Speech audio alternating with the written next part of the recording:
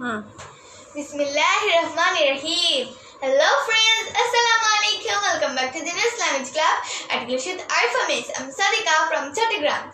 So friends, today I'm back in British versus American English. British, biscuit, biscuit.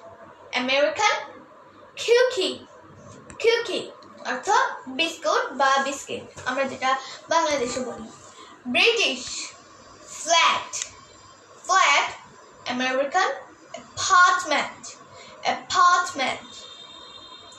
British, lift, lift. American, elevator, elevator, elevator.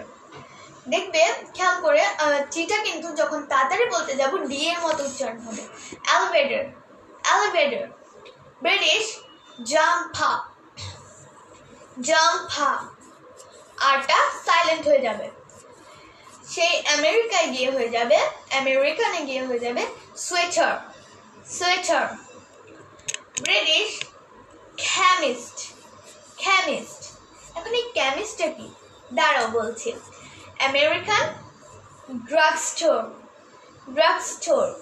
ব্রিটিশে chemist বলে।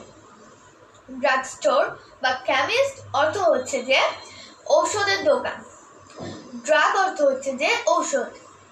So that's all for today. Allah Hafiz.